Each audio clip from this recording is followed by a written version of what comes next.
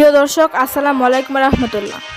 মানিকগঞ্জ জেলা শাখার আহ্বায়ক কমিটি কার্যকরী সভা 2025 অনুষ্ঠিত। প্রতিবেদনে মোহাম্মদ বেলাল হোসেন চৌধুরী।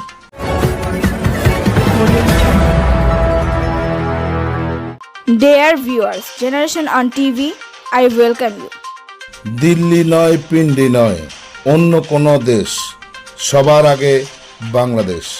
তারেক রহমানের স্লোগানকে সামনে রেখে বাংলাদেশ জাতীয়বাদী দল বিএনপির মানিকগঞ্জ জেলা শাখার আয়োজনে Bangladesh Munnu medical college and হাসপাতাল হল রুমে 13 জুন 2025 শুক্রবার সকাল 10টায় আহ্বায়ক কমিটির কার্যকরী সভা 2025 অনুষ্ঠিত হয়েছে।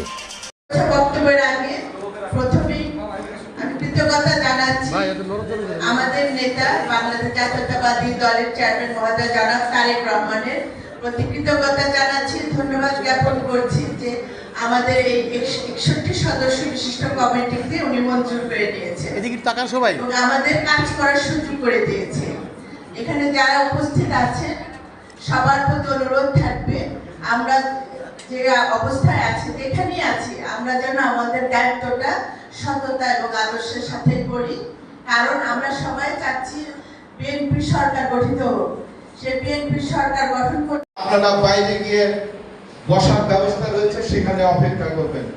আমি মানিকগঞ্জ জাতীয়তাবাদী দল অর্থাৎ বিএনপি নবগঠিত 61 বিশিষ্ট সদস্যবৃন্দকে আহ্বায়ক জনাব আফরোজা খান মিতার অনুমতি সাপেক্ষে জেলা আহ্বায়কের পক্ষ থেকে সবাইকে ফুলের শুভেচ্ছা জানানোর জন্য আমি আহ্বান জানাচ্ছি মানিকগঞ্জ জেলা জাতীয়তাবাদী দল আহ্বায়ক কমিটির সদস্য জনাব গোলাম আবেদিন কাউসার এবং তার সাথে সহযোগিতা করার জন্য আমি আহ্বান জানাবো বেগম খালেদা জিয়া মহাসচিব ফখরুল ইসলাম সাহেব অনুমোদন করেছেন।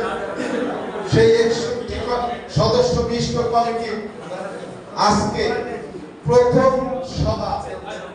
অনুষ্ঠান শুরুর পূর্বে বাংলাদেশ জাতীয়বাদী দল বিএনপির মানিকগঞ্জ জেলার সাবেক সিনিয়র নেতৃবৃন্দ স্মরণ করেন সায়রা গার্ডেনের প্রয়াত বিএনপির মহাসচিব মহরুম আলহাজ খন্দকার মোহাম্মদ দেলোয়ার হোসেন ও তার স্ত্রী মহরুমা বেগম সায়রা হোসেন এবং মুন্নু সিরামিক্সের প্রতিষ্ঠাতা বর্তমান মানিকগঞ্জ জেলা বিএনপির আহ্বায়ক আফরোজা খানম রিতার শ্রদ্ধেয় পিতার কবরে পুষ্পার্পণের মাধ্যমে শ্রদ্ধা নিবেদন করেন ও কবর জিয়ারত শেষে আনুষ্ঠানিকতা শুরু করেন।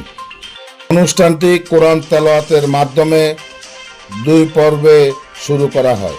প্রথমে নবগঠিত মানিকগঞ্জ জেলা বিএনপির আহ্বায়ক আফরোজা খানম রিতাকে দলের সিনিয়র নেতৃবৃন্দ ফুল দিয়ে বরণ করেন এবং পরবর্তীতে কমিটির আহ্বায়ক নিজেই বিএনপির জেলা আহ্বায়ক কমিটির সকল নেতৃবৃন্দদের মাঝে ফুল বিতরণ করে শুভেচ্ছা জানান।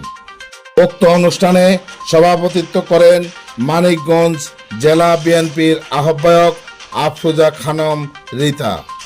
উক্ত অনুষ্ঠানে আরও উপস্থিত ছিলেন বাংলাদেশ জাতীয়বাদী দল বিএনপির কেন্দ্রীয় নির্বাহী কমিটির সদস্য ও মানিকগঞ্জ জেলা বিএনপির আহ্বায়ক কমিটির 1 নং সদস্য ও সাবেক সাধারণ সম্পাদক এস.এ. জিন্না কবির, জেলা বিএনপির সকল নেতৃবৃন্দ, ইলেকট্রনিক্স ও প্রিন্ট মিডিয়ার সাংবাদিকগণ।